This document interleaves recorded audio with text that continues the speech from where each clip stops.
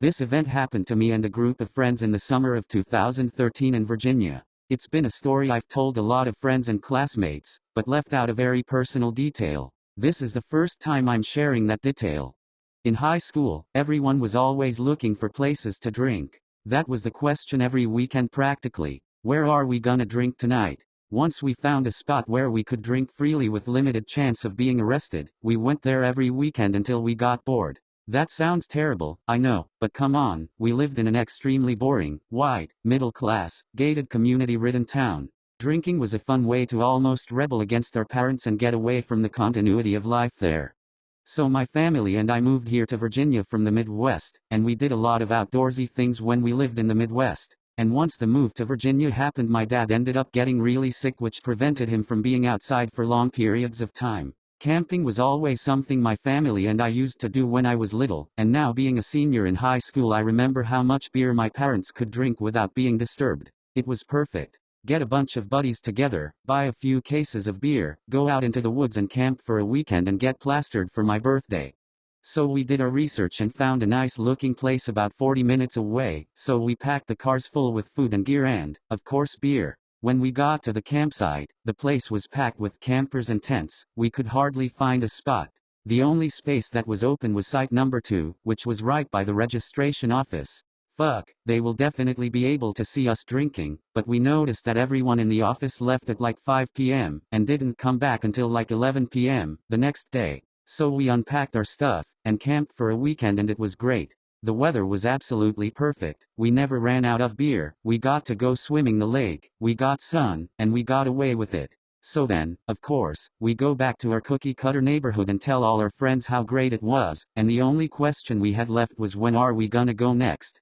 So later that very same summer, we planned out another camping trip. This is where it got very strange. So we got like half of the original group to come again, as well as 2 very attractive girls who signed on to go with us. We were, of course, going to go back to same place we went to last time when we had such a fun time. So we did the 40-minute drive back to the campground, and I noticed it felt different on the drive in. I attributed it to the cloudy covered sky, but something felt very different. We arrived at the campground together, and the first I noticed was that there was nobody there. No tents or campers anywhere, except for one. There was also nobody in the registration office, which I thought was strange for 3 p.m. on a Friday at the end of July. I just remember thinking I should be weirded out by the fact that there is nobody here right now, but nobody else seems to be noticing, so it might just be me. But something's not right.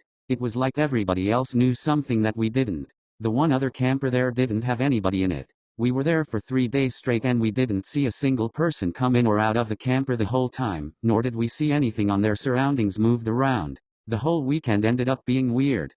The weather was rainy and humid, so we spent a lot of time in the tent just roasting and drinking beer. We were sitting in the tent when one of the girls says, "Is there someone walking on our site right now?" So I poked my head out of the tent and there was a state ranger parked at our site looking at me, not 3 feet away from the tent opening. I immediately freaked out because we had been drinking in the tent, so I said, "Hi sir, how can I help you?" And all he said back was, "Don't forget to pay your camping fees." Then he stood there for like a minute just staring at me. He gave a small chuckle before backing up to his truck and getting in and driving away in the direction of the empty camper. I went back and told the story with relief because we got away with drinking, but something didn't feel right about that.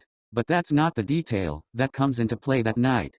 We were sitting around the campfire, drinking beer and telling funny stories. Earlier in the day, one of our friends Mitch went to go get more beer since we ran out. The only problem was he left at 3 p.m. and still wasn't back at 12 a.m., so I was slightly freaking out. The culmination of all the weird things deterred me from drinking any beer that night, so I could stay clear-headed in case anything weird happened. Boy, am I glad I made that decision. So we're all sitting around the campfire telling stories, when I notice a car drive up. Thinking it's Mitch, I jump up to see, but it's just a brown rusty-looking truck and it pulls into site number 1, which is a stone's throw away from us. It should have made me feel comfortable to know we're not alone out here in the woods, but it didn't. It made me paranoid, specifically for 2 reasons. 1. It was 12:30 a.m. There was no reason he should be here at this time if he was just going camping. 2. He didn't have any tents or camping equipment in the back. All he had was a blue tarp covering a half-full bed. So I stay aware, but calm as to not freak out my group of friends. But I noticed him setting up a floodlight and a wooden bench, but that's all I could see because he parked his truck on the far side of the campsite to block view from us. I talked myself down by saying, just calm down, you're being paranoid, it's probably just something you don't want to get involved with. So I turned my full focus to my friends and even started drinking some beer. About an hour later, I made my worries about Mitch known to everyone and they all calmed me down, but as I was agreeing with them I looked up and saw a man walking onto our site. But I only caught him in the light of the campfire, so he was on top of us before I could even react. The man said, in a thick Eastern European accent, "Hello, I am the park ranger for this park and I just wanted to offer you 2 complimentary pieces of wood for your fire. You know, you're not allowed to bring your own wood here because it can have bugs on it. Enjoy and have a good night." We waited until he was out of earshot before giving it the "what in the fucking hell was that? We're outside, don't bugs like live out here? Why would it matter?" But I noticed when he put the wood down next to our fire there was a part of him that didn't bend when he did. Once he was walking away and I saw it swinging from his belt loop. Did I know he was carrying a large machete? Mitch still wasn't back at 2 a.m., and I was afraid for his life, so I asked my close friend Mop to ride with me to go find him. It was a one-road drive so he had to be on it no matter what. I was also going to voice my terrors and concerns with him in the car to see if he felt the same things I did. We were driving down the road looking for either a crashed car or Mitch heading in the opposite direction. As soon as I opened my mouth to ask if Mop was freaking out too, we saw Mitch speed past us, which was a huge relief to me. I whipped a quick U and started following him back to the site. Once we were all back we told Mitch the story of the strange wood guy and how we thought he had died. But he had brought the beer, and we all started drinking once he was back. I began to notice a pounding sound coming from site number 1 that sounded a lot like he was chopping wood.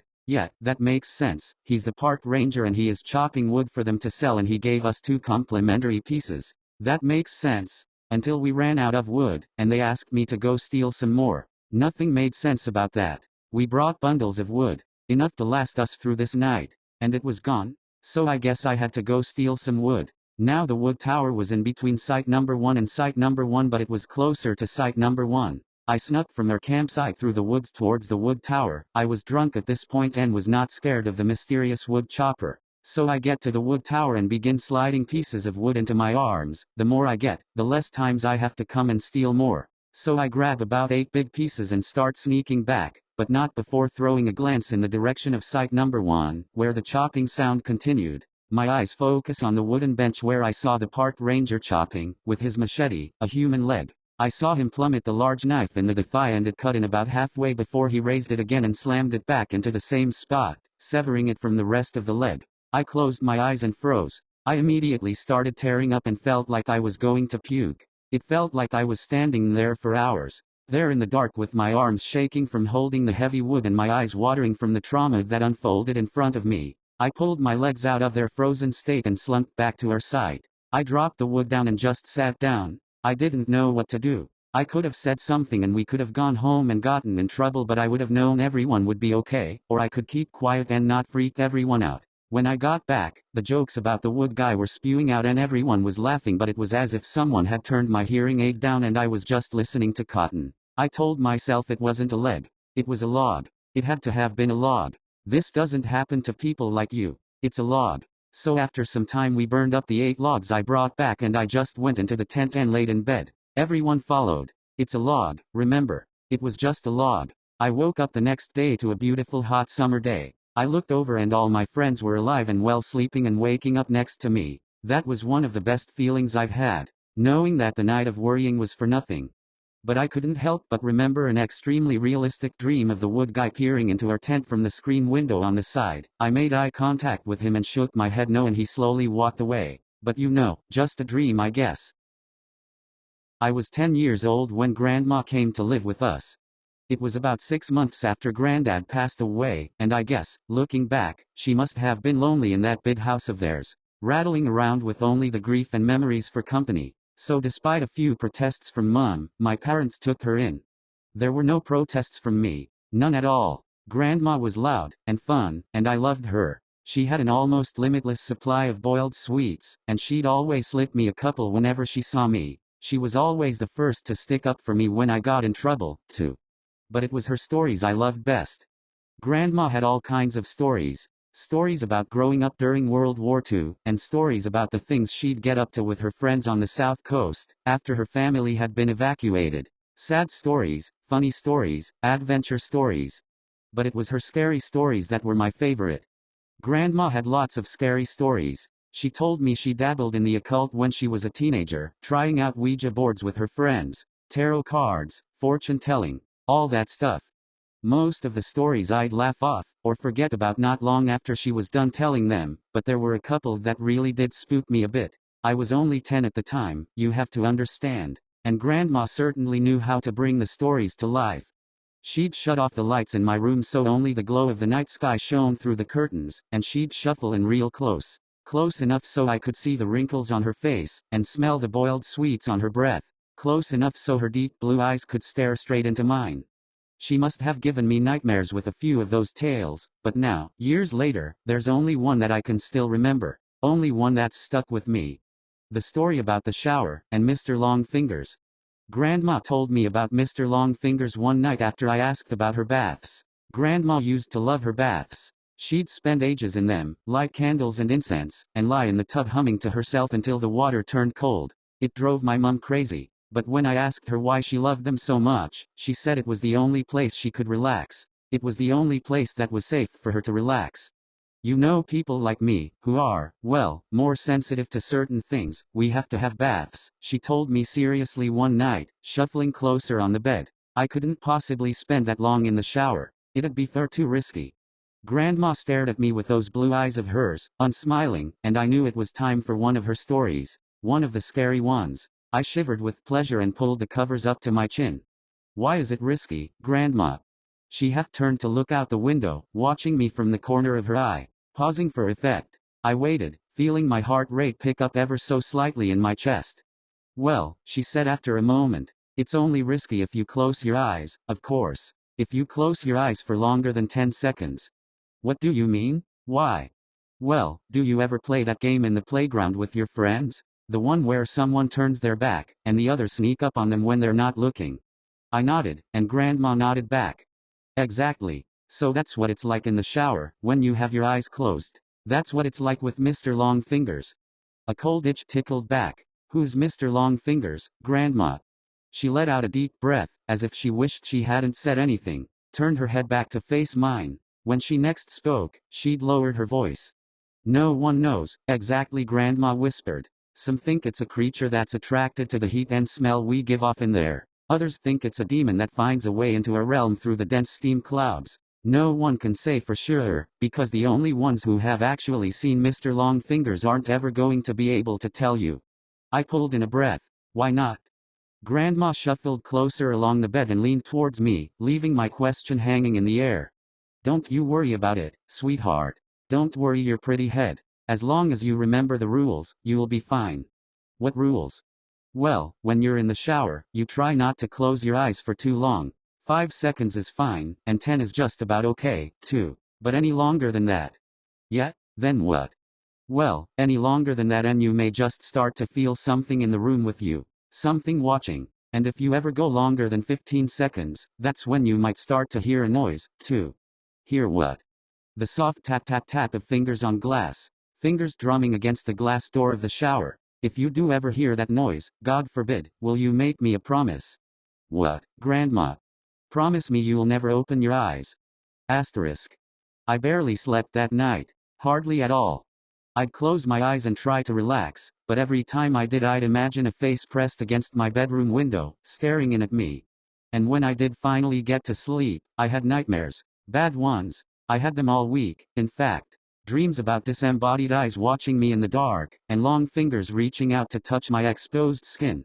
It wasn't any better when I was awake, either. Not really. The shower was the worst. That's when Grandma's story really got to me. I'd never thought about it before, but suddenly I had trouble shutting my eyes in there. I'd be standing beneath the beating water, shampoo running down my face, and as soon as I squinted my eyelids closed I'd hear Grandma's words running through my head. 5 seconds is fine, and 10 is just about okay, too. But any longer than that. I'd rub my hair fast, feeling the shampoo dripping off my chin, and as soon as I'd counted past 5 seconds I'd feel it. A sort of pressure. Not a feeling of being watched, exactly, but something close to that. I'd run my fingers faster and faster through my hair, frantically trying to get the suds out, and the ready blackness behind my closed eyes coupled with the rush of water in my ears would feel like a held breath, like the silence before a scream. The seconds would race through my mind and I'd be so desperate to open my eyes again that I'd sometimes do it before my hair was rinsed fully clean, and my eyes would sting with shampoo. But before I shut them again I'd always be sure to peer out through the steamed glass door of the shower cubicle, just to make sure I was still alone. Asterisk. It wasn't long before Mum realized something was up. She heard me crying out in my sleep one night, and came in to comfort me, asked me what the matter was, and it all came out. I told her about Grandma's stories, and about Mr. Longfingers. She got this look on her face when I was telling her like she used to get with me when I'd made her really mad. This wide-eyed, angry look. Only this time she wasn't angry with me, she was angry with Grandma.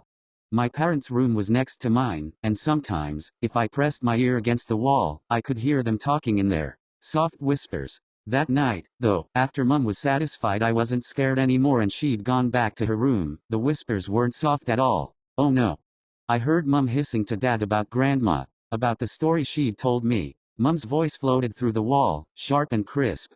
You know what your fucking mother said to him now, don't you, Simon? Dad's response was an unintelligible mutter. She's told him there's a monster that'll get him if he shuts his eyes in the shower. A monster. The poor kid's been having nightmares about it all week. Seriously, Simon, you'd better say something to her tomorrow morning, first thing, or I will. Grandma came to visit me in my room the following night. That time, as she perched on the end of my bed, there were no stories, nothing like that. Grandma just sat there and stared down at me, her blue eyes wide and sad. The light from the moon outside my window lit up her wrinkled face. You know I'd never let anything bad happen to you, don't you? She said after a moment. I nodded my head. I know, Grandma.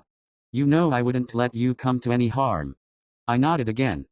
Okay, good. That's good. She looked away from me for a moment, out the window. You know, the things I tell you in the evening are meant to help you, sweetheart. They're meant to toughen you up a bit, protect you. She paused and shook her head. But maybe your mum's right. Maybe I went too far this time. She looked down at me and smiled. But even then, even though I was only 10 years old, I could tell it didn't quite reach her eyes. I'll tell you what Grandma said. You know what I told you about Mr. Longfingers, and the shower? Well, I'm going to make sure you're safe.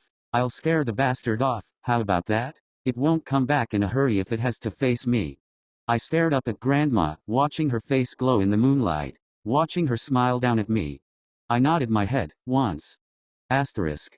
I was the one who found her. I don't know when exactly it happened, but I'd guess it was about a week after we had that talk in my room. A week after she told me she wouldn't let me come to any harm. I woke early that morning, from a bad dream, to a heavy thumping sound. I sat bolt upright in bed. My room was quiet around me, and I couldn't hear anything from the wall that joined my parents' room, either. But the house wasn't entirely silent. Floating down the hall, muffled by my closed door, I could hear the sound of rushing water. The noise of the shower. I leapt out of bed and ran down the upstairs hallway, heart already pounding in my chest. As soon as I reached the closed bathroom door, I started banging on it. A deep terror was welling up inside me like cold water from a well, something I couldn't place, and I kept banging and shouting Grandma, over and over again, even though she didn't respond. Off to my right I was dimly aware of voices from my parents' room, the sleepy shuffle of footsteps, but before they had a chance to make it out onto the landing I'd lifted my hand to test out the door handle, more out of instinct than because I thought it might actually open. But the door wasn't locked. I kept banging with my free hand and it swung suddenly inwards, bringing me face to face with a wall of steam. Heat struck my skin. I squinted my eyes against the damp fog and peered into the bathroom. And before Dad pushed me to one side before everything around me descended into shouting, and tears, and chaos, I saw her. I saw Grandma.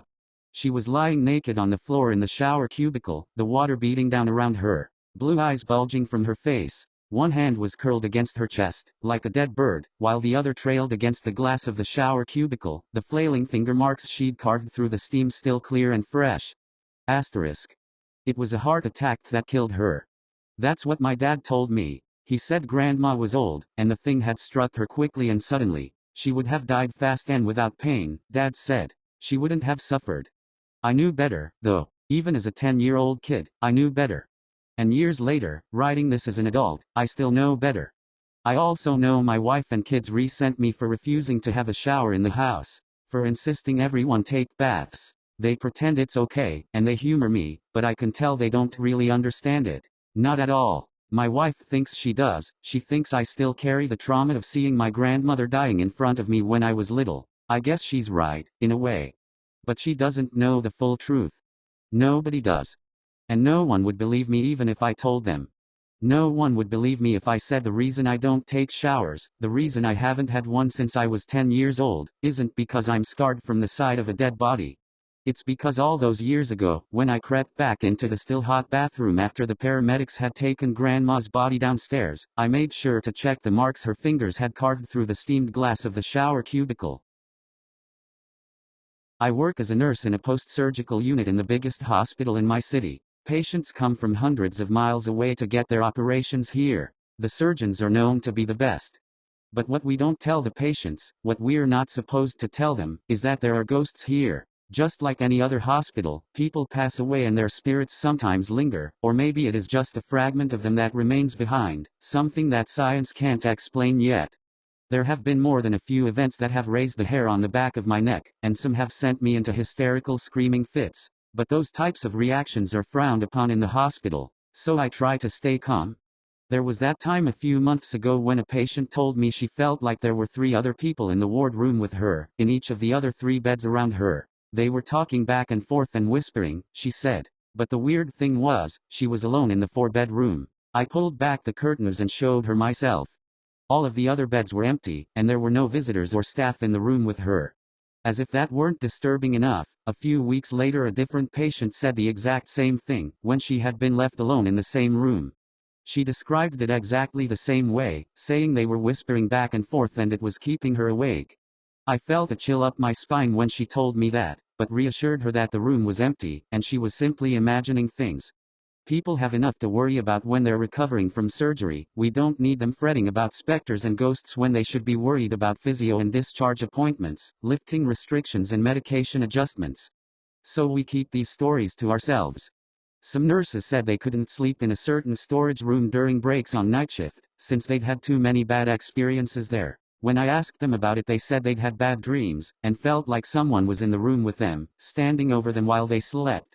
I didn't believe in those things myself, so I slept in there on the night shift and found out firsthand why nobody else wanted to use it as a nap room during breaks. I had the most realistic waking dream I'd ever had, where I'd awoken in the storage room and felt like someone was in there with me, watching me from the corner of the room, their dark outline visible in the dim room. When I went to turn on the lights, they didn't work, and the door wouldn't open, and for some reason in my dream, which seemed like reality, I chose to lie back down and go to sleep again, while the thing crept closer and closer, vanishing only to reappear just above me. It felt like my eyes were open the whole time and I was forced to watch, paralyzed, as it hovered over top of me. For what felt like hours, it was watching me while I slept, as I struggled and was unable to move.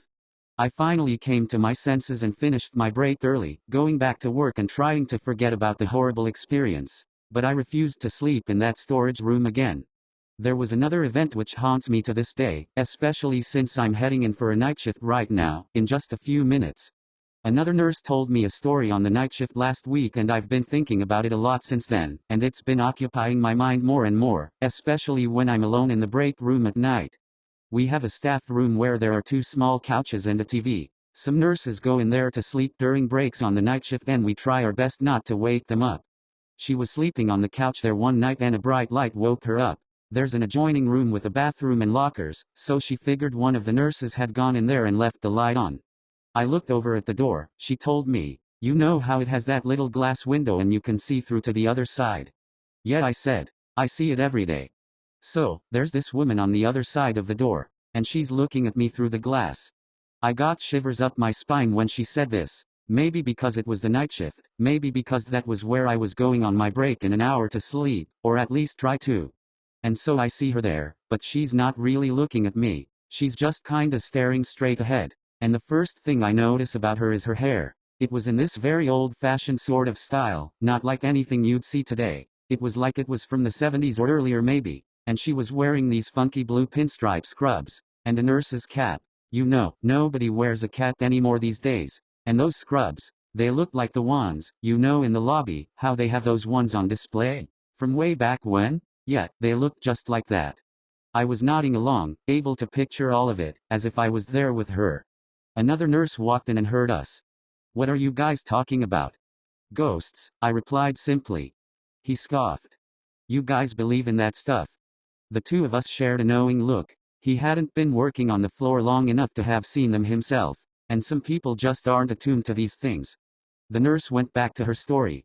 So she's just standing there, staring straight ahead, and I thought it was the IV nurse at first, because sometimes they'd come in during the night shift and use the bathroom or whatever. So I yelled at her, "Hey, turn that light off, will ya? I'm trying to sleep in here." But she just kept staring straight ahead. So I just put the pillow over my head and tried to sleep some more. Then when I woke up later on and that light was still on, so I asked around. Nobody came in there during the night, and that room is locked, so it wasn't a patient. And I saw the IV nurse later on and they were not dressed like that. So, yeah, I'm pretty sure I know who it was, though.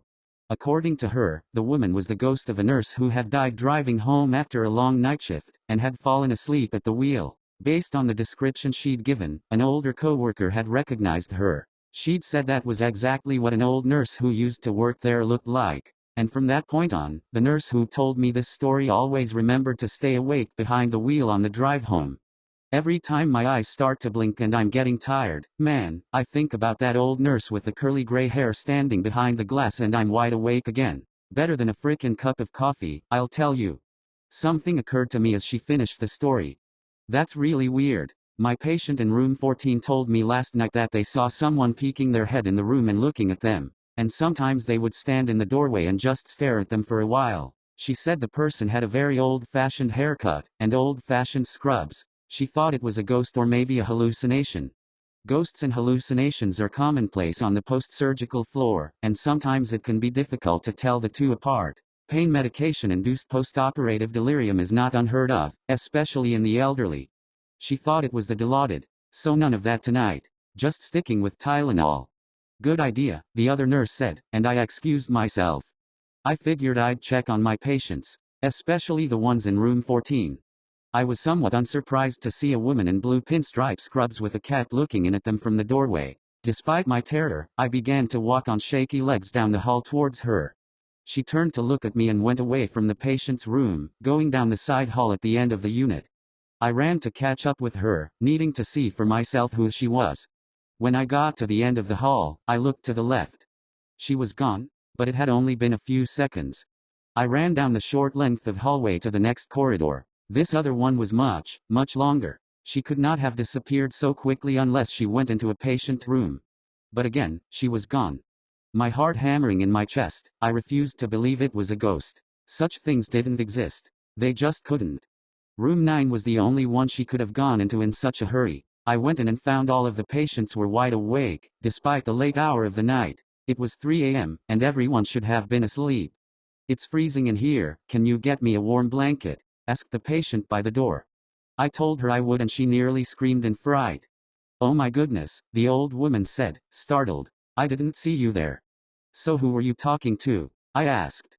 "The other nurse. The one who just came in. Where did she go?" I felt a presence behind me and looked to see the shape of something moving, but then it was gone, like a wisp of smoke on a windy day. Not wanting to tell the woman it had been a ghost, I just made up an excuse and told the woman I'd get her a warm blanket. Nothing seemed to help, though. None of the patients in that room slept very well that night, if at all. They kept saying they felt like there was something laying in the bed right next to them. Come to think of it, it's the same room where patients kept imagining other people were in the room with them, except this time it really was full. I haven't seen the ghost nurse since that night, and I'm hoping I never do again. It's terrifying to say the least, since I don't really understand why she's here. And you never know exactly when she's going to show up. I'm heading into work for another night shift now. Wish me luck. I'm gonna need it. Ever since the memory of my 5th birthday came back to me, this is the question I've kept asking myself, but I don't have the answer. I suppose I shouldn't be that surprised. Given the other stories my grandma told me when I was little, the one about Mr. Longfingers, for instance, and the secret of the special knock, I really shouldn't be surprised at all. What follows is a memory from the day I turned 5. I must have been repressing that day for years, because it's taken weeks of therapy for me to unlock it. Asterisk. Grandma, will you tell me a story before bed? She was halfway to the bedroom door when my words stopped her. I didn't want her to go. Grandma had just tucked me in and turned off my bedside lamp, and I suddenly felt afraid. Partly it was the darkness of my bedroom. The shadows were so thick I could barely make out my stuffed toys, sitting in a row on top of my dresser, but mainly it was my new birthday present. The present Grandma had got me. It wasn't my main present, that was the pack of Monsters in My Pocket toys I'd ripped open downstairs. No, this was an extra present. A secret present. I hated it. Even in the dark, I could see its shadowy outline on my bedside table. The thing gave me the creeps. A story? Well, what kind of story would you like to hear? It was a silly question, because Grandma only ever told me one kind of story, the scary kind. But because I was already a bit freaked out, I said something I wouldn't normally have done. Nothing too scary, Grandma. Grandma raised her eyebrows at me. Not too scary. I shook my head. She leaned over and switched my bedside light back on, then perched at the foot of my bed, smiled down at me. Out of the corner of my eye I could still see Grandma's present. It was watching me from my bedside table. I did my best to ignore it. Okay, said Grandma, making herself comfortable. I think I'll tell you a story about a witch. Asterisk. Once upon a time, Grandma began, there was a young woman who lived in a cottage by the sea. She didn't have a care in the world. She went to school, and she painted, and she read adventure books by the fire in the evening. This girl lived with her mother and her grandmother, and they were all very close. She loved her family very much. One day in the early summer, the girl was coming home from school when she met a boy on the path. She'd never spoken to him before, but she recognized him well enough. He wore the same uniform she did, after all, and she guessed he must be in the year above her at school. "Where are you off to?" said the boy. His shirt was untucked, and he was smoking a cigarette. The girl hesitated. Her mother had told her cigarettes were bad. She'd also told her never to speak to strangers on her way home from school. But then again, thought the girl, was this boy actually a stranger? The headmaster at their school said they were all one big family. If this boy wore the same uniform as her, they couldn't really be strangers, could they? "I'm going home," answered the girl. "My house is along this path." The boy finished his cigarette, then flicked it into the grass. He smiled at the girl. "Before you go home, don't you want to see something cool?" he asked. The girl was curious, but she also knew she couldn't be late. Her mother would worry terribly if she was late. So she thanked the boy, and told him she had to be on her way. But just as she'd walked past him, he called out to her again. "It's a puppy," said the boy. "Our dog had a litter of puppies last week, and Dad said I could keep one. It's in this old barn near my house. Don't you want to see the puppy?" Now, the girl loved puppies. She'd wanted a dog for as long as she could remember, but her mother always said they couldn't afford one. Right then she'd have given anything in the world to pet a cute little puppy. When she closed her eyes, she could just picture it, a happy little dog with a big, pink tongue and a wagging tail, eager to meet her. The girl paused, and looked down the path that led back to her house. She thought about her mother. Then she looked back at the boy, who was smiling at her. Was there really any harm, thought the girl, in taking a quick look? So the girl followed the boy, and he led her over a stile and across a big, big field, and they kept going and going until the girl saw a large barn towering in the distance. And she was so excited that she walked as fast as she could, and the boy laughed and walked right along with her. The girl only started to feel nervous when they were right outside the barn. It had taken longer to get there than she'd thought it would, and the sun was a lot lower in the sky now. She was going to be late getting home. Her mother would be worried. She wanted to see the puppy quickly so she could hurry back, but the barn was dark and full of shadows and she couldn't see any sign of it inside. "It's just over here at the back," whispered the boy, as he took her hand and led her into the shadows. "He's going to be so excited to see you." So the girl took his hand and followed him, and even though his palm was sweaty she held onto it tight, because she was suddenly starting to feel afraid. It was only when she heard footsteps and laughter behind her, and turned to see two bigger boys emerging from the barn's shadows, that the fear inside her turned to terror. Asterisk. When the girl finally got back home, the sun was setting over the ocean and the sea was the color of blood. The girl made it through the door of the little cottage before she collapsed in a heap in the hallway, crying her eyes out. It was her grandmother who found her like that. Now, the girl's grandmother was very old, and very wise. Mother used to tell her that grandma had lived so long, and seen so much, that she knew all the world's secrets. When she was little, the girl had been frightened of her grandmother. But now the old lady took the young woman in her arms, and she comforted her, told the girl her mother was working late, and she wouldn't be home for a while, told the girl she could tell her anything she wanted. And in the hallway of their little cottage, the girl did. She told her grandmother about the boy, and the barn, and all the horrible things those bigger boys had done to her in the shadows. And her grandmother listened, and she grew very silent, and very still. "Come with me," she said. Asterisk. The girl had hardly ever been in her grandmother's room before. When she was little, it always gave her the creeps. Her grandmother had lots of old, scary paintings on the walls, and strange little statues and carvings on her shelves. But right then, as her grandmother led her to an old wooden chair and sat her down, the girl hardly even noticed them. Her grandmother was speaking to her in a soothing voice, and all she could do was listen. She listened as her grandmother told her that there was a special trick she knew, a trick to protect against evil, a trick to protect her against those horrible boys, so that they'd never be able to hurt her again, so that she'd have control of them. Asterisk. As grandmother spoke, she fetched an old wooden box from the bottom of her wardrobe and unlocked it. Inside the box were countless knitted dolls. All of the dolls were the same blank, creme color, with no facial features at all save for the eyes. Every single doll had a pair of eyes that seemed to follow the girl.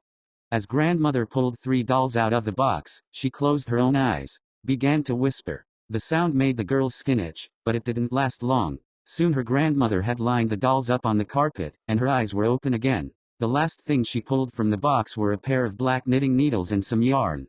"Those boys that hurt you, sweetheart," she whispered. "I want you to describe them to me." And although she was still terrified and although it made her feel sick, the girl did. She described the boys as well as she could remember. She described them as her grandmother went to work with her needles. And finally, with the blood-red sun disappearing below the sea outside the cottage window, the dolls were finished. The girl's grandmother took the girl by the hands, and looked into her eyes. "I want you to keep hold of these dolls, sweetheart," she whispered. "As long as you have possession of them, those boys will never be able to hurt you again." And do you know what? Those boys never did. Asterisk. The girl was sitting in an armchair overlooking the sea when her grandmother burst through the door of the cottage. It was 2 days after they'd made the dolls, and for the first time since she'd met the boy on the pathway, the girl was feeling calm again. She was feeling calm, but her grandmother clearly wasn't. As the girl turned from the window and smiled in greeting, the old woman held a newspaper out to the girl with shaking hands. "3 brothers tortured and killed in brutal mass slaying," read the headline. "Agatha," whispered her grandmother. "Oh, Agatha, what did you do?" But the girl just kept smiling. She kept smiling as she took her grandmother by the hand, and led her upstairs to her bedroom. She kept smiling as she opened her little cupboard, and pulled out a cardboard box. And when the old lady cried out in shock and horror as she saw the 3 dolls inside, the girl kept smiling still. "What did you do, Agatha?" whispered her grandmother again. Asterisk. But it was pretty obvious what the girl had done. Each of the dolls had been impaled with at least a dozen sewing pins, all of which had been pushed through their knitted heads. The area below each of their waists had been burned black with a flame. The girl smiled down at her work, and took her grandmother's shaking hands in her own. "They won't be hurting anyone now, will they?" she whispered. Asterisk.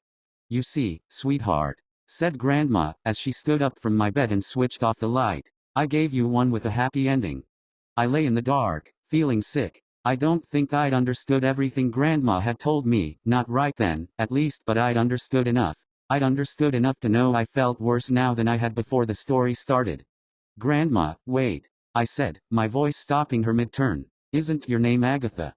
Grandma looked back at me and smiled. She walked over and leaned down, kissing me on my forehead. "Time to get some sleep, Christopher," she whispered. "And remember, that present I got for you is always there, if you ever need it." She stood up and left my bedroom. I stared after her. But a few moments later, my eyes were pulled back to the gift on my bedside table. The knitted doll. It gazed right back at me, its face featureless save for 2 blank, staring eyes. When I was younger, there were these series of books called Haunted Philippines and True Philippine Ghost Stories that contained ghost stories and paranormal experiences from various people across the country. Some stories were in English, while the rest were in Tagalog. They were quick to read and had numerous volumes. Sometimes they even had a section of ghost pictures near the end. You know the kind, nonchalant landscape or family pics with a blurry figure circled in red. Some of them actually looked convincing and downright creepy. I loved that series, though I should have enjoyed them while they lasted. As of last year, they seem to have been discontinued and are difficult to find in bookstores now. To me, these books were just good entertainment. Growing up in the Philippines provided no shortage of ghost stories and mythical legends. It seemed like everyone had a story to tell or knew someone who had one. I've had a handful of relatives in my family who claimed to have had encounters with a ghost, or multo as we called them in our native tongue. I never thought I'd have my own stories to share, but that quickly changed very recently. My family and I had recently taken a trip back to the Philippines. It was long overdue, as I had not seen my relatives in my home country in several years. It was a bit strange to see all my younger cousins grown up. It was a great experience just to see them all again and spend time with them. On our first week there, we were on our way back to my aunt's house from a long day of shopping when the conversation in the car turned to supernatural occurrences. Our culture is heavy on religion and tradition, and we can be very superstitious at times. There are numerous stories of mythical monsters in Filipino culture, and hearing about them from my parents and relatives only furthered my interest. They included the Tikbalang, which was a monster that frequented the forests in the mountains. It is described as a large humanoid creature with the head and limbs of a horse. So, basically BoJack Horseman.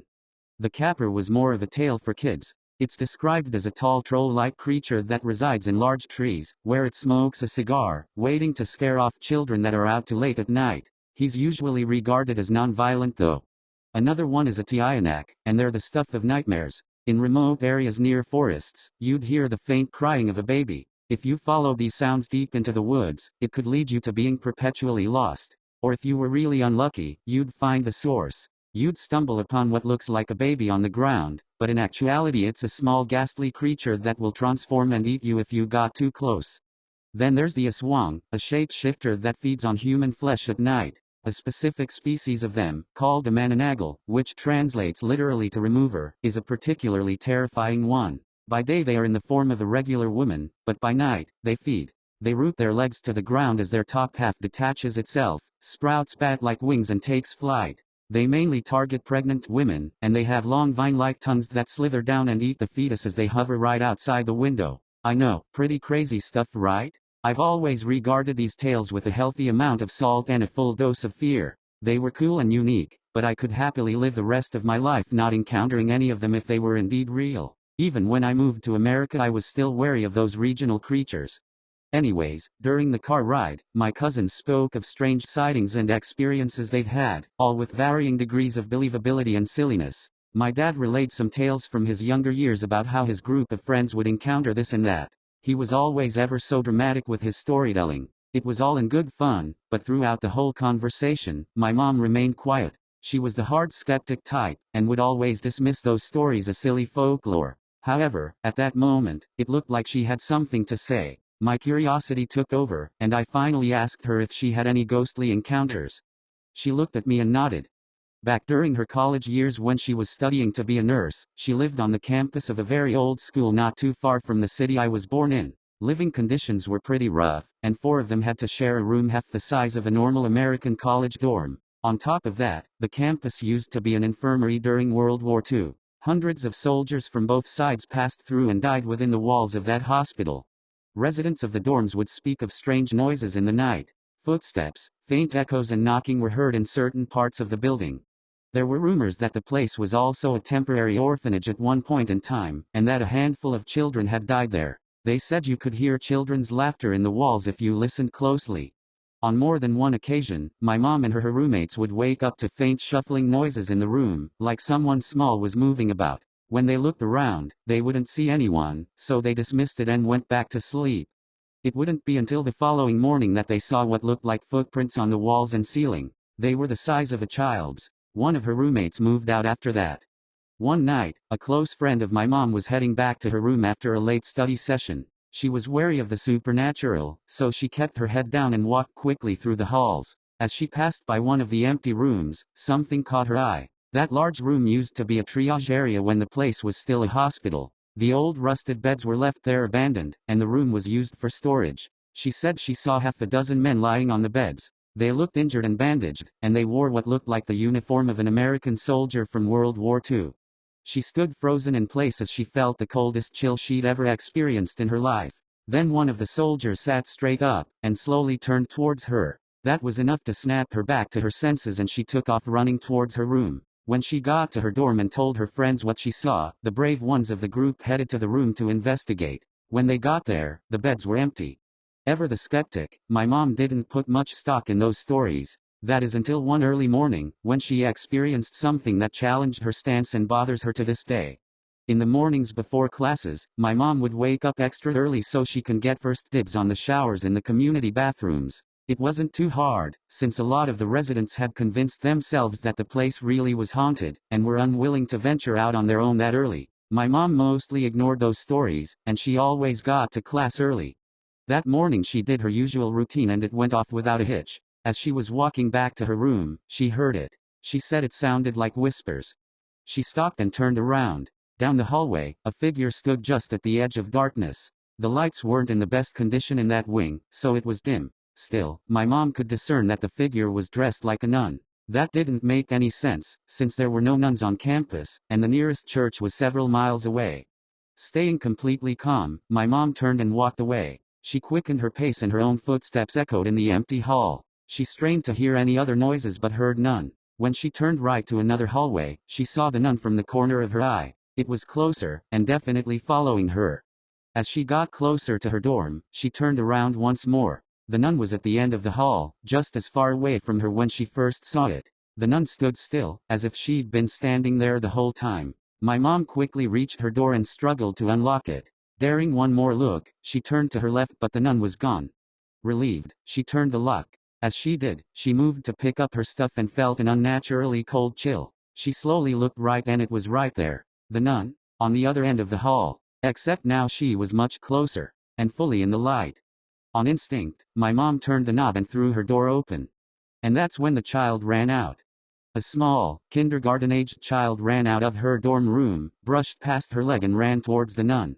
The child was laughing innocently, as if playing a game of tag. My mom watched as the child ran past the nun and disappeared into another room. After a few moments, the nun turned and followed the child. My mom asked around after that experience and learned that the last time there were children or nuns in the campus was back when it was a temporary orphanage several years ago. They shut it down after a tragic fire killed a dozen children and a few nuns looking after them. She never experienced anything else out of the ordinary after that. After she told that story, we all sat stunned in our seats. Mom had been holding out on me. I was thrilled, but also terrified of what I'd just heard. See, at the time, I had a passive interest in the paranormal. It wasn't anything serious and nowhere near obsession levels. I wasn't out to prove that the afterlife existed, nor was I determined to find out if ghosts and spirits were real to find some sort of meaning in this chaotic world. Did I believe in the supernatural? Not really, but I'd be open to the possibility. My interest in the subject was purely recreational, like someone who enjoys horror movies or knitting sweaters. In fact, while I like reading up on urban legends and enjoy hearing ghost stories, I'm also terrified by them. My imagination, fueled by stuff I've read and scary movies I've watched, would always get the best of me when I'm alone in the dark. It was a sort of interesting paradox. Kinda like how at one point in my childhood, I was fascinated by snakes as animals, but I was deathly afraid of encountering one out in the wild. To be honest, I was still a little bit jealous of my mom that she had such a cool story to tell. I wished at that moment I had my own story. Well, you know what they say about being careful what you wish for? Yet. Later on in the trip, we visited my uncle who lived a few towns over. There, he lived with his family where he ran a very lucrative farming business. On the way there we passed a long bridge that went over a steep ravine with a river below. As our car rode along the bridge, I couldn't help but feel a sense of déjà vu. It made sense, since I'd traveled over this bridge many times before when I visited my uncle and cousins. However, underneath that feeling was a sense of unadulterated fear and dread. Like something bad had happened here and it somehow directly affected me. A distant memory, screaming to be remembered. As if on cue, my dad pointed out that this bridge was infamous to the surrounding towns and cities because of the White Lady. Now, like the Kappa or the Tikbalang, the White Lady is another one of the ubiquitous ghost stories told all around the country. She is perhaps the most well-known, since different countries also have their own version. In America she's usually called the Lady in White. In Spanish culture she's La Llorona. The basic idea remains the same. A ghostly-looking woman dressed in a long white dress and long dark hair stands on the side of isolated roads, waiting to hitch a ride. The scenarios vary, but in the Philippines if you stopped and gave her a ride, she would quietly enter your back seat. If you don't interact with her, she'll leave you alone, until she disappears from your car some distance later. If you see her on the road and keep driving, she will suddenly appear in your car and attack you. Moral is, it's better to give her a ride than not. When we arrived at my uncle's large house, I couldn't shake the feeling that the bridge had somehow directly affected me. After a delicious dinner and a round of video games with my cousins, I found my uncle out in the balcony having a drink. He offered me a beer, since I was finally old enough, and I took a seat next to him. "Hey Tito, do you remember anything about that bridge right outside of town?" He put his drink down and regarded me for a few moments. He cut straight to the chase. "You were really young when it happened. I suppose you didn't remember it much." Now I was fully intrigued. I had to know. What exactly happened? His warm smile faded and he told his tale. As the story went on, the memories began to flood my mind. Memories that I had long since repressed as a defense mechanism. All the details came to me in excruciating clarity, as if it happened just yesterday. By the time he had finished the story, there was no denying it. I had encountered a ghost all those years ago. It was the mid-90s and I was still living in the Philippines. I was a plucky 6-year-old that was all about adventure and exploring. Once or twice a week, I would spend the night at my uncle's farm, back then a small budding business. The town it was in was smaller then, and fairly remote. I loved that place because there was so many areas to explore, but only in the daytime. One particular night I was over at his place, just watching TV. My uncle got a call of a new delivery of chicken feed that needed to be picked up in the next town. At the time, he only had a few farm hands and they all had the night off. Usually he wouldn't make a supply run this late at night, but he was behind schedule and needed to pick up the supplies or risk losing profit. As he headed out, he asked me if I wanted to tag along. Ever the restless child, I immediately agreed. My uncle had an old Toyota SUV that he used for all his delivery pickups. I sat in the second row, my usual spot, while my uncle slid into the driver's seat. Most of the voyage was uneventful. It was nearly 11 p.m. at night, so there was hardly any other vehicles on the road. Upon crossing the bridge the first time, nothing happened. During that time the bridge was newly constructed. It was put up the year before after the original bridge was ravaged by the last typhoon. The city even put street lights on the new bridge for better visibility. That was a huge deal since none of the other surrounding roads had street lights. We arrived at the next town and I helped my uncle load up the supplies. Well, at least as much as a small 6-year-old can. On the way back home was when it happened. I was sitting in the back seat, absent-mindedly looking out the window, when I felt the car slow down. We were almost at the bridge and I noticed that something wasn't right. I was too small to see over the seat and out the windshield, but I could tell that all the lights on the bridge were off. At this point the car slowed to a crawl. "Hey sport, why don't you lie down and take a little nap?" my uncle said from the front. Something in his voice didn't sound right. It sounded like he was scared and was struggling to hide it. "No, that's okay. I'm not tired. Please, just do it for me, okay?" He sounded stern but measured. My uncle was usually an easygoing guy, so when he got serious, you should pay attention. "Okay," I said as I laid down on the seat sideways. I briefly saw my uncle's eyes in the rearview mirror. They showed unmistakable fear. I felt the familiar bump that signaled that we were on the bridge. Then the car stopped. "Close your eyes, okay? No matter what, keep them closed." "Okay." I started to get scared. I didn't know what was happening or why I had to close my eyes. Regardless, I shut them tight. Then, the strangest thing happened. My uncle started to sing. It was a traditional Filipino folk song and I'd only heard it once before. About a year ago, my aunt and uncle got into a shouting match, as in a things were thrown across the room type of shouting match. I was at their house at the time and my cousins and I stayed in their room, cowering and waiting for the storm to pass. An hour later, my uncle entered the room and apologized for the shouting. He then started singing that song to lull us to sleep. The melody was beautiful, and I'd never known my uncle could sing that well. He never did it again. At least not until that moment, when we were in that dark bridge. The song sounded just as beautiful, but I could tell his voice was shaking. His car wasn't that big, but I was a small child and there was a lot of room in the second row. I was lying down on the seat perpendicular to the windows, trying and hoping for sleep to come. Instead, something else arrived. Click click. I heard the familiar mechanism of the headlights flashing. All of a sudden I sensed that I wasn't alone in that second row anymore. My spatial awareness of the car told me that there was someone or something else sitting right next to me. We had gained another passenger. I shut my eyes even tighter as my uncle began to drive. The temperature inside the car became cold. I curled myself into a ball, seeking refuge from whatever it was that was now right next to me. I didn't know much about ghosts and supernatural creatures at that age, and though I couldn't see it, something told me that I was in the presence of something not of this world. My uncle finished the song and started over again. I was amazed that he was able to keep his composure. I refused to open my eyes. I could hear her so uncomfortably close next to me. At first, I heard what sounded like clicking. As it increased in volume, it sounded like stalks of celery being twisted and broken. Crack, crack, crack, crack. It was unnerving. Those sounds weren't normal. They were all around me. We finally crossed over the bridge, but she was still there. I was so scared I could barely move. The car hit a bump which caused me to slide to the side, closer to her. I felt damp cloth against my leg. My breaths became shallow and I started to cry. I don't know what compelled me to do it, but I opened my eyes for a split second. In that split second, I saw her. A brief flash of white, with stringy damp hair on her head, blacker than night. She was turned away from me. I blinked the tears from my eyes. When I opened them again, the mass of black hair was now right in front of my face. I shut my eyes tight again. After what seemed like an eternity, the car hit a familiar curve on the road that signaled the entrance into our town.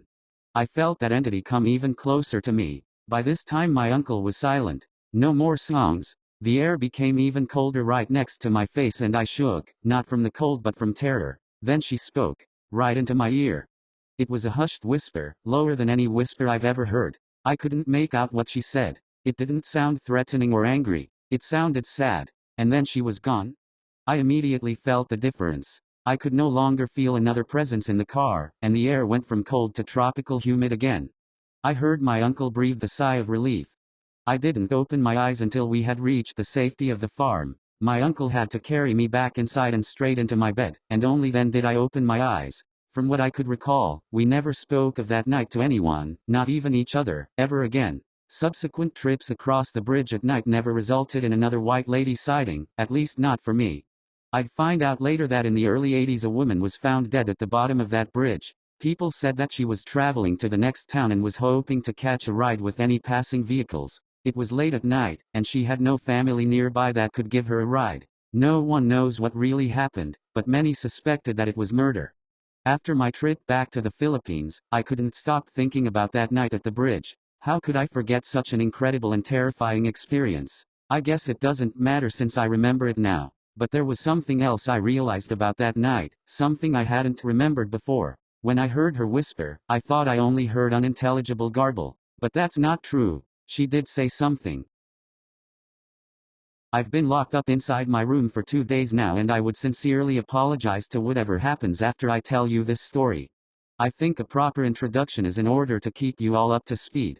I am a college student studying computer science and specializes in software technology. For our finals, our machine learning professor tasked us to create any bot that would analyze any dataset and deliver an output. He specifically said to be creative in development, giving us examples like making it watch Netflix or porn, like what a cool professor would suggest. Being an avid fan of horror, I saw this as an opportunity to create something fun. So I went online and spread a survey to collect my data set. I asked for people to submit to me horror stories all over the internet that frightens them most. I put in my personal pics as well. I have lots saved on Reddit. I received an overwhelming response. Many of my colleagues contributed too. After a week, I saw the submissions counting around 506 unique stories. I was really happy since, usually, the most tedious part with projects like these is the data. Development aside, the process is pretty straightforward. I put in the CSV file containing the stories submitted and the bot outputs a .text file containing its written story. I had an added feature too where I can input how many words the produced story will be. So I made my first ever request. File, Storybank CSV. Input of words to write, 10. The bot gave me a .text file after 20 seconds named sample story. A pale man entered my house that night. I scratched my head after opening the text file. The reason I wanted to start out with 10 is so I can properly check if it produces the output I wanted. Frustrated that I could only count 8 words, I tried to run it again. File, Storybank CSV. Input of words to write, 15. Sample story 1 text. The floor creaked and outside the door tall smiling man knocked 3 times. Again, the program gave me a file that was 2 words short. I was about to close the text file when my eyes noticed the word count below. 15. I opened the first text file and checked the word count as well. It says 10. I was frustrated and confused at the same time, thinking if maybe it's just the lack of sleep that was making me miscount the number of words. I went online, like a dumbass, for not trusting myself to properly check how many words the simple sentence had. I copied the text file and transferred it on an online counter. It counted 10. I ran the bot to make me a story with 20 words. It gave me 18. I asked for a story with 100 words. It gave me 98. It was always 2 words short, but the word counters would always tell me it was complete. I ran another test to break my program. File, Storybank CSV. Input of words to write, 0. The bot produced a text file, and it was empty. The word count, however, said there were 2 words inside the file. There were always 2 words I couldn't see. While I was focused on the program, I started to hear random shuffling behind me. Must be some mice, I kept telling myself. I would sometimes also feel like someone's staring at me, watching me work. I kept finding myself looking behind me. During those moments, I'd take a deep breath and continue programming. I checked the algorithm for days, recoded everything, but the output was still the same. That's when I gave up on the code and checked if it has something to do with the stories that were sent to me. I ran through every story file. All had pretty generic horror titles like The House at the Left, Giant Spider Nightmare. But there was one file that caught my attention. It was 0EE3 Guy. I opened the file and it was blank. I deleted it and tried to rerun my bot again. It gave me the same result, 2 words short. When I checked my story database, there it was again, the file named 0EE3 Guy. I checked my survey on who submitted it, but it doesn't have a name on it. I kept deleting the file, over and over again, and it would still pop up. I was starting to get nervous. I was an avid fan of horror, yes, but I've never been the one to believe in ghosts. So I brushed it off, thinking that some sicko must have sent me a damn virus. Eventually I gave up, blamed it on faulty codes, or maybe I just needed a new PC. Then it happened. It was the middle of the night and I was sleeping inside my bedroom when something woke me up. It was the clacking sound of my own keyboard. When I opened my eyes, the room was lit up with fluorescent blue. I got up and saw my computer was turned on. The clacking stopped. My heart was pounding, looking at every dark corner like a scared rat. I picked up the courage to walk towards my computer and check what's on the screen. The program was running. File, Storybank CSV. Input of words to write, 8. Then Chris Santiago eventually opened it. My heart dropped after seeing my name. Every hair on my body stood up and my eyes couldn't believe what was happening. I ran to my closet and grabbed a jacket. I needed to get out. My hand was already at the doorknob when it came. Knock. Knock. Knock. 3 knocks just outside my bedroom door. I slowly walked backwards when it did it again. The creaking noise from the wooden floor behind the door sent jolts of electricity to my body. I started becoming dizzy and got drenched in cold sweat. Knock. Knock. Knock. I thought I was going crazy. I grabbed a bat under my bed and sat in a corner, waiting for whoever it was to go away. But he kept knocking and knocking. My fear is eating up my sanity. I tried to call for help, but it wouldn't send. I tried to break the windows, but it's like it isn't made of glass anymore. But for some reason, whatever is keeping me inside this room is allowing me to send this story here. Until now, he's there. I know he is. He never stops knocking, and I'm frightened, but I'm also tired. The program ran one last time before it completely stopped working. File, Storybank CSV. Input of words to write, -2. I opened it. Whatever this thing is, whatever dark entity I let inside my system, doesn't want me to just type it. So I'm sorry, I guess I'd have to copy and paste it here for you to read it. Again, I'm not sure how it works, but I sincerely apologize to whatever will happen after you've read this story. The file contains 2 words, no more, no less. You're next.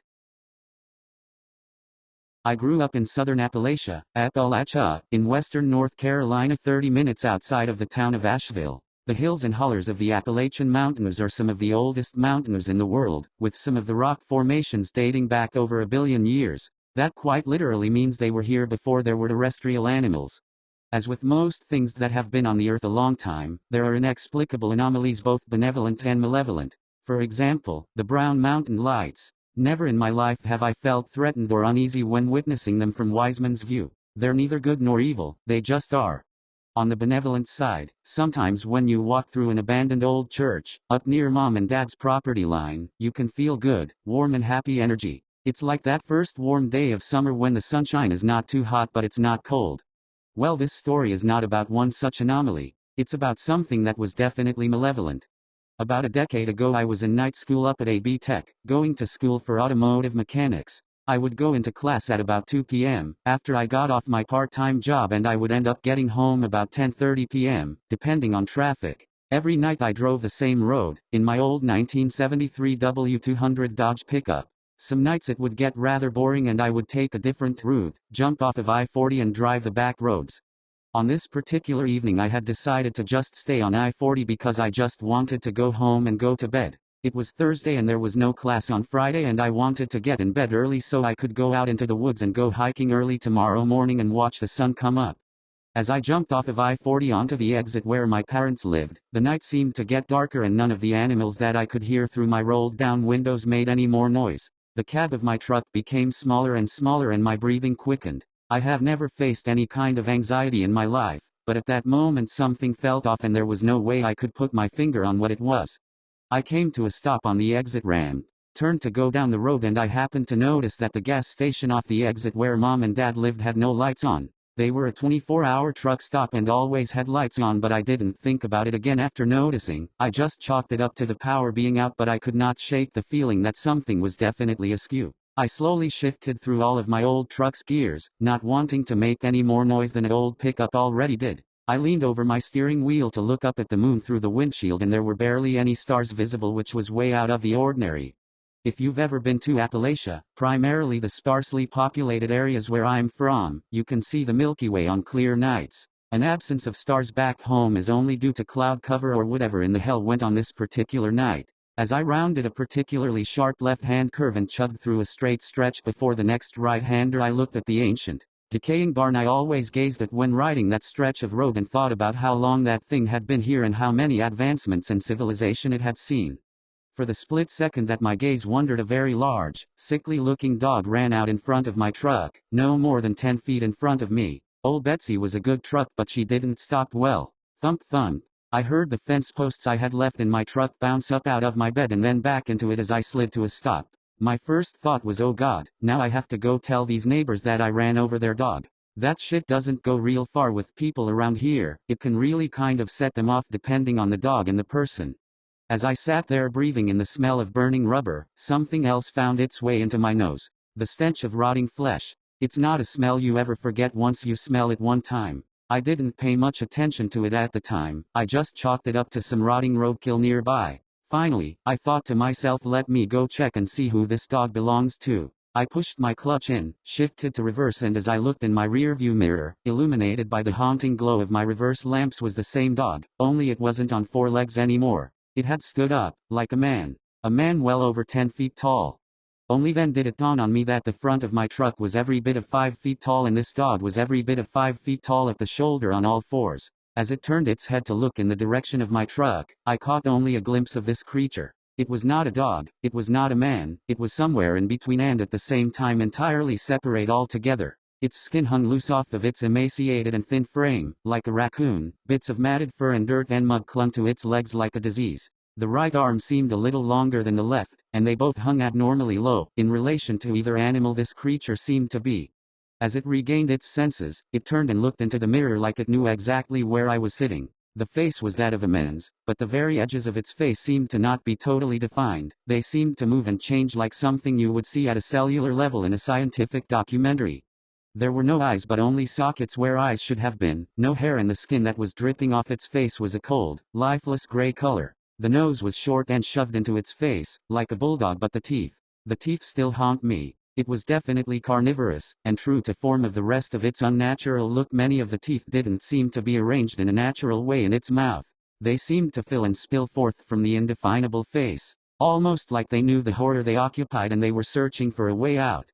It stared through my life, into my eyes and past my soul. It seemed like an eternity, but it could not have been more than 5 seconds that I sat there, paralyzed. A light came on at the house next to the road, causing the creature to snap its gaze in that direction and tear off into the woods on its back 2 legs, like a man. I jammed my old truck in first gear and roasted tires all the way through first, snatched second gear and drove as fast as I could home. When I got to the house, both of my parents were asleep. I went downstairs into my bedroom and loaded every firearm I possessed and locked all of the doors. I couldn't wake them up. Who the fuck would believe that at 10:30 on a Thursday night? The basement was eerily quiet that night. Even their dogs that got up to raise hell at outside animals at all hours of the night were dead silent. The old post and beam house didn't even creak or pop that night, as was usual. At about 3 a.m., I started to finally get drowsy, and as I went to lay my head down to get some sleep so I could still attempt to go hiking the next morning, I smelled the stench of death again. It was faint at first, but it was definitely there. I thought to myself, you're just going crazy, none of that shit was real. But as I dwelt on it, it became more and more noticeable until it filled the entire basement.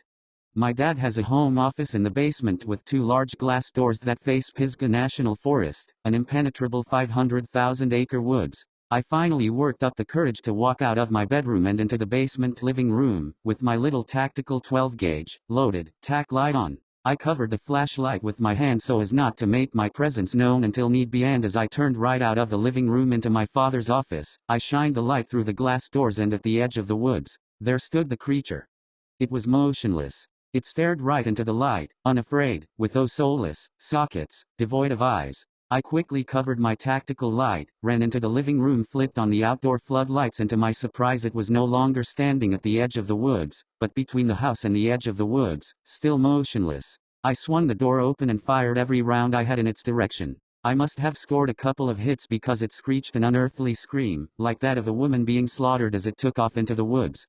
The dogs went crazy. Mom and Dad woke up asking me what the hell I was doing. I told them that a bear had gotten into the trash and I was scaring it away. They didn't believe me, but I knew they wouldn't believe the truth either. I didn't sleep that night, or any time until the following Sunday. Everything seemed to return to normal, and I didn't think about the creature again until I met my wife about 6 years later.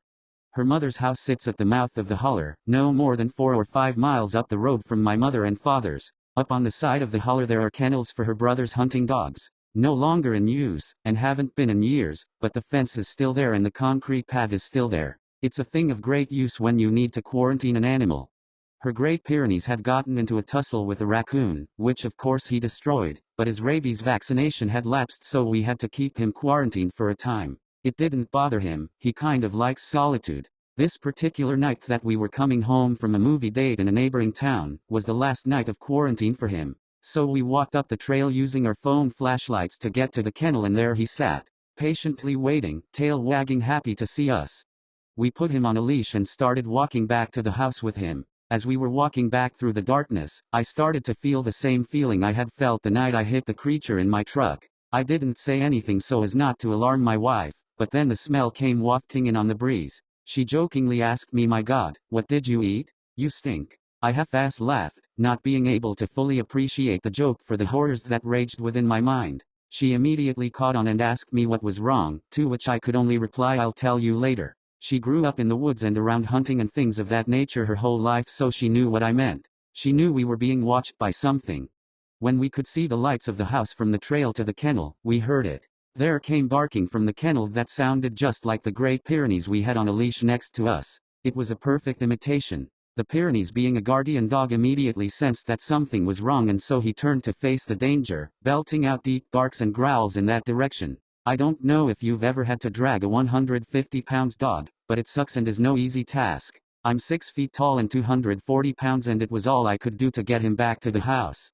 The barking never ceased the entire time we were running towards the house. In fact, it seemed to grow closer and closer until it seemed it was coming from inside my own head. Her mother heard the commotion and flipped the floodlights on as we made it into the fence of the yard, and I caught a glimpse of something coming to a dead stop at the end of where the light reached, wheeling around and tearing off back into the darkness. My wife looks at me and goes, "You want to tell me what the fuck that was?" To which I replied, "Yes, let's go inside." I told her the story and she listened intently, hanging on every word. Her family came from a long line of granny witches and other supernatural healers of the Appalachians, so her older sister came over the next morning with some herbs and chants to bless the property and to ward off evil. I suggested we go up to the dog kennels and do them as well. When we got to the kennels, they were completely destroyed. The very concrete foundation was cracked and the chain-link fence was torn off of its posts. The dog houses were destroyed and the place reeked of the stench that followed the creature.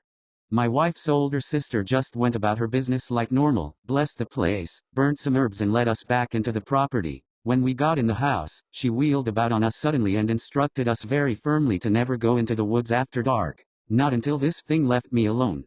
To make a long story short, my wife joined the military and she ended up getting stationed in Delaware. Well, as someone who's lived around fairly large mountains and endless wilderness their entire life, Delaware is pretty terrible. At least that was my thought when we first moved into the middle of a 50,000 plus population city. Fortunately though, it didn't take us long to find a house in a sleepy little community, further south.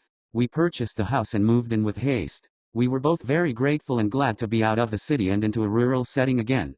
The land in Delaware seems lifeless in comparison to Appalachia. The sparsely populated woods don't possess any energy that goes one way or the other. The ground doesn't seem to be alive like it is in Appalachia. Having not thought about the creature in a long time, I resumed my staying outside after dark and playing with our dogs in a rather large yard that borders a small patch of woods. Well, last night I went outside to play with the dogs and as dark set in I built a decent-sized fire in my fire pit and consumed some good old-fashioned Appalachian Mountain cough syrup from a mason jar, and just as the fire was dying down, my American Bulldog tore off towards the woods. He has a habit of running off to go on adventures, so my immediate instinct was to chase him down in the yard and tackle him so he could not get away. As I tackled his 110-pound ass to the ground and threw him in a fireman's carry over my shoulders, I heard him begin to bark. Only, the bark was not coming from him. The only sound coming from him was a deep, rumbling growl, a noise I've never heard him make. It was a threatening noise. Something was definitely wrong, and as I ran with him on my shoulders back to the house, the stench of death again began to fill the air. The two other dogs must have caught wind of what was happening and met me at the back door, which I threw open, slammed shut, locked and again loaded my firearms. How the hell could this thing have followed us 650 miles up here? As I flipped my floodlights on, at the back side of my house, several of the bushes and small trees at the forest's edge were still shaking like something had just run through them. My dogs went crazy all night, barking and howling and attempting to get out the windows. I didn't sleep a bit, and I don't think I will for a while. I know for sure I won't be in the woods after dark ever again in my life, not until this thing is gone.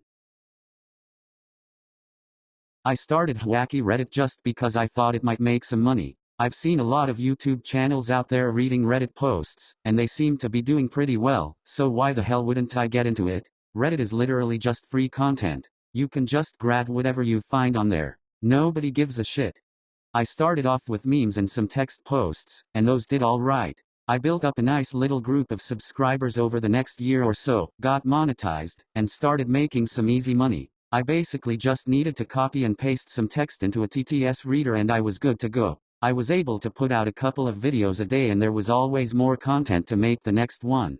I only started posting the stuff on NoSleep because I saw one of the other channels, Social Core, was doing it. He'd been running his channel for a few years at that point and gotten mad subs. His NoSleep videos always got pretty good views and people seemed to like them. So I figured, why the hell not get in on the action?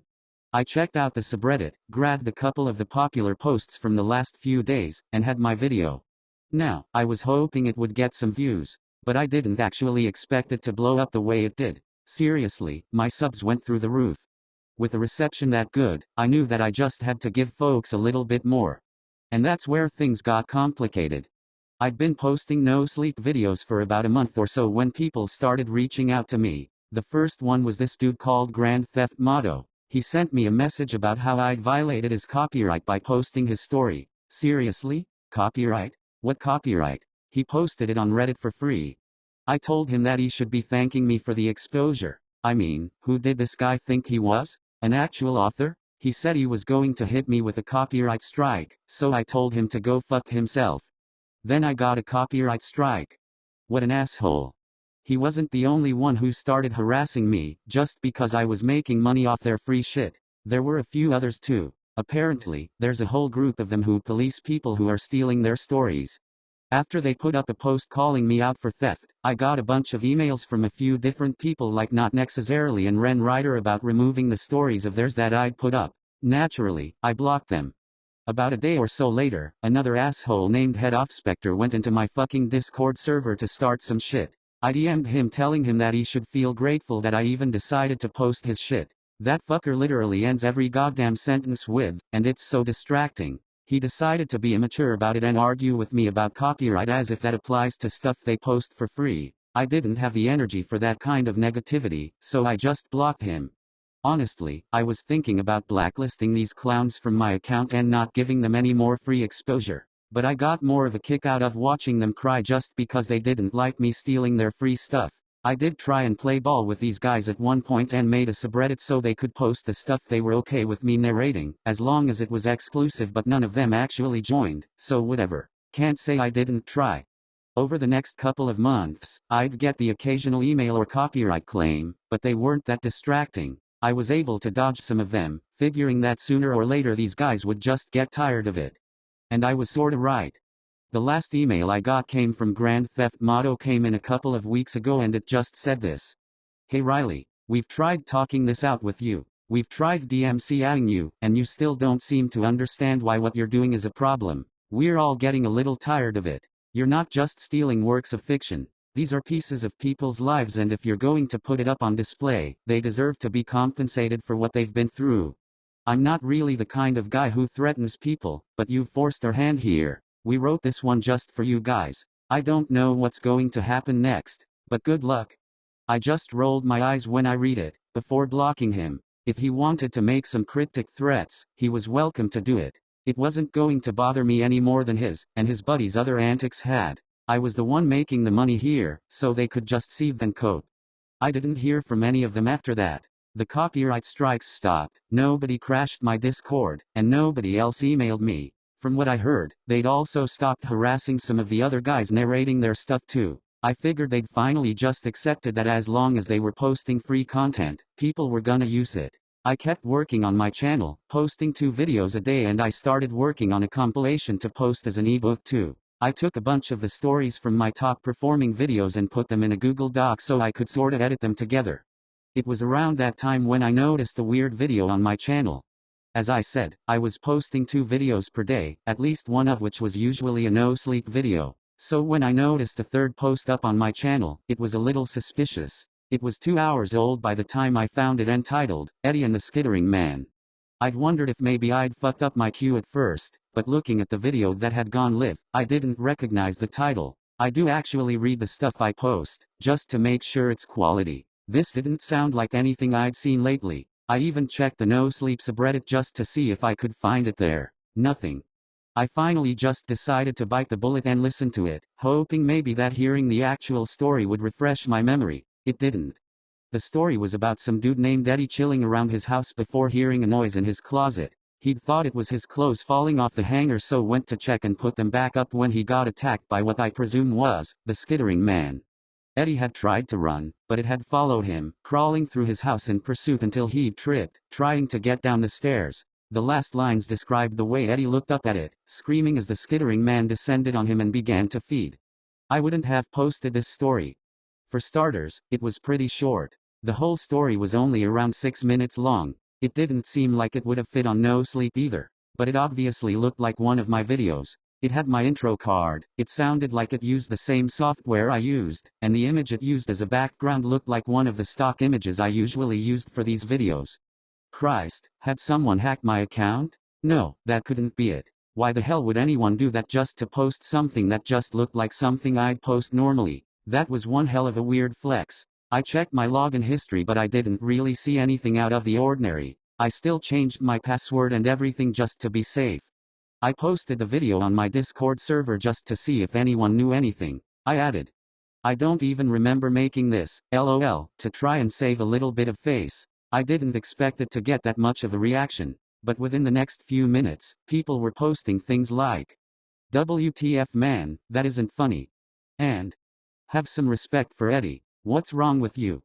Eddie? The guy from the story? What the hell? Who the fuck was Eddie? So I asked my server about it, and, look, I'm not trying to be dramatic here, but the response I got sent a chill through me. Social Core. You didn't see it on his Twitter? Someone posted this morning. He's dead. Dead. Social Core was fucking dead? I thought they were joking at first, but who in their right mind would joke about something like that? But I checked his Twitter and sure enough, someone had made a post. Hey guys. Panda here. If you're part of the community, you'll know me. We found out this morning that Eddie Wright, the guy behind Social Core, passed away last night. Me and Eddie's friends are heartbroken beyond words right now. Eddie was a good friend and his hard work brightened everyone's lives. Our hearts go out to his family and girlfriend right now, and we all mourn with them. Rest in peace, Eddie. You will be missed. What the fuck? What the actual fuck? Reading over the post again, I found myself struggling to actually comprehend it. I read over the text again and again in quiet disbelief as I tried to process it. Then, I started skimming through the comments. Most of them were just people offering their support and talking about how much they'd miss him. Most of them. With one exception. Head Off Spectre had simply replied. Everything comes at a price. I logged off of Twitter after that. Look, I don't get freaked out easily, but this freaked me the fuck out. I've played up the angle of being genuinely afraid of these stories in my Discord and in my videos, but I don't believe that they're actually real. So I tried to think of a logical explanation. Maybe this was all just an exceptionally shitty prank, and one of those guys on the subreddit had hacked me and posted that story about Eddie just to fuck with people. Sure, it still sounded a little crazy, but it at least made sense and I couldn't really think up a better explanation. It sure as hell wasn't this skittering man that had been in the story. Hell, I was willing to bet that Social Core had even died in a completely different way to what they wrote. Yet, of course he had. They were just capitalizing on his death because they'd been all pissy about that copyright bullshit. It made sense. So that's why I ended up reaching out to RaiPanda over Discord. Not because I was freaked out or anything, just to prove that the story they'd posted was completely bogus. When I reached out, I told Panda that I was sorry to hear about what had happened to Social Core, and that he'd been an inspiration and all that. We talked for a bit, reminiscing before I asked the big question. So what happened to Eddie anyways? Was there an accident or something? Honestly, I felt a little bad prying like that. But I still had to know. Panda had stopped typing for a bit, and for a moment, I got worried that he'd just dip out of the conversation. Then after a few minutes, he posted. I don't know. They found him at the bottom of the stairs in his home, but it wasn't the fall that did it. Someone did it to him. Fuck me, my blood ran ice cold. They'd found him murdered at the bottom of the stairs, just like in that story. Panda was typing something else, but I didn't want to read it. I needed to sit down, I needed to digest this. Logically, I knew that there had to be a rational explanation for all of this still. Maybe one of them knew what had happened to him? Or shit, what if one of them had done this? No, that was crazy. Then again, so was the idea of someone murdering Social Core in his own goddamn home, and it was less crazy than the thought that some supernatural entity had done it. I didn't sleep well that night. I kept thinking about Eddie. The more I thought about those guys on the No Sleep subreddit killing him, the more I started to wonder if it was even possible. And I started feeling not quite as safe. After about 2 hours of lying awake, I ended up grabbing my phone and opening up Eddie's channel. I skimmed through some of his most recent videos. The last 4 looked pretty normal. One of them was from No Sleep, the other was from a different subreddit. Looking at their timestamps though, half of them had been posted that day, probably after he'd died. I looked at the title of the next video, Brian and the Skittering Man. My stomach turned. I checked the subreddit. There was no sign of any story by that name. Sure, maybe he'd gotten it from someplace else, but still. I clicked on the story to listen, but didn't have the stomach to make it all the way through. From what little I heard, it wasn't all that different from the Eddie story. I started doing some research, trying to see if I could find out who Brian was. I pinged my Discord about if they knew anyone by that name. Sure enough, they did. Worse still, I'd heard of him. He went by Mad Reddit and did TTS videos, like Eddie and I had done. Apparently, he'd been found dead in his garage a couple of days back. I checked out his channel. It didn't take me long to find the video. Jacob and the Skittering Man. Another one. This wasn't a fucking coincidence. I considered trying to call the cops, but honestly, I wasn't sure what the hell they'd even do. There wasn't exactly any solid proof that all of these were connected. Nothing they'd accept, anyways. I clicked off of YouTube and sat for a bit, before wandering around the house trying to distract myself. When that didn't work, I did what I usually did to keep my mind occupied. I scoured Reddit looking for some shit to make a video on. I stayed off No Sleep and stuck to some true stories. I went with some of those sexy confession threads. The comments there are usually decent, and the promise of some candid secrets a stranger probably made up got me some good views. I'd grabbed a bunch of comments that looked good and was starting to run them through my software when I noticed something was off though. The words the program was saying didn't match what I'd put in. I'd put in some story about how a guy had been sleeping with his wife's sister for the past 15 years, and what came out was narration about me. It said my name. It talked about how I was seated at my desk, about how I couldn't sleep, and about the bags under my eyes. And as the software spoke, I felt my heart start to beat faster and faster. I tried to close it out, shut it up, but the program didn't close. It just kept talking before trailing off into silence for a moment, and then it fucking laughed. Ha ha ha ha ha ha ha. I've never heard a goddamn TTS program laugh before, and I sure as hell didn't expect it to laugh the way it did. It wasn't as robotic as it should have been. The laughter was more fluid. It sounded almost like a real person. I listened to it and felt a chill run down my spine. When it finally stopped, it said 2 more words before the monitor went dark. He's here. I stared at the blank screen. My power was fine. The lights were still on in my office. I looked at my computer and saw it was still on. I could hear the fan turning, and I could hear something else too. Something deeper in the house. A low, whispering noise. The sound of countless legs skittering across the floor in my hall, and a low, almost insectoid clicking noise. I could hear my pulse racing in my ears, but it didn't drown out that sound. No. The sound just got louder.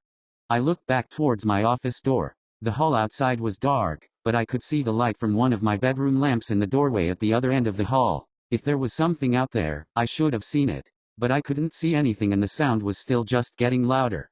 I remained still, rooted to the spot with terror. My hands were shaking as I stared out at the small rectangle of light at the end of my hall, and I finally saw a shadow move in front of it. A dark shape that didn't in any way resemble a man. I don't know what the fuck it was. The shape seemed to change the longer I looked at it. It didn't seem to have any fixed form. But despite that, I knew it was coming closer, and it was moving faster. My brain finally started functioning again. My body started to move. I ran to my nearest window and threw it open. The next thing I knew, I was falling, and the cold grass of my yard didn't do a hell of a lot to cushion my fall. I was pretty sure I was still alive at least. I picked myself up and looked back up at the window. I could see the shape there, watching me. It lingered for a moment before I saw it moving to follow me out the window. I didn't stick around to watch and see how it landed. I just started running, and I haven't fucking stopped since. Right now, I'm in a shitty 24-hour diner. I've called the police, but I'm not going back to that house. Not until I know it's safe. I don't know if I want to stay in a hotel either. I don't think that's going to stop it from coming after me again. I've reached out to some of the guys who were emailing before. Grand Theft Motto, Ren Ryder, not necessarily, Head Off Spectre, and a few others. I don't know what I'm gonna say to them, but maybe I can make a deal? Maybe I can get them to call this fucking thing off. I'll do whatever they want. I'll stop the videos, I'll delete my channel. Hell, I'll let them post what I've written here. They can claim all the fucking glory for it. I just want this to end.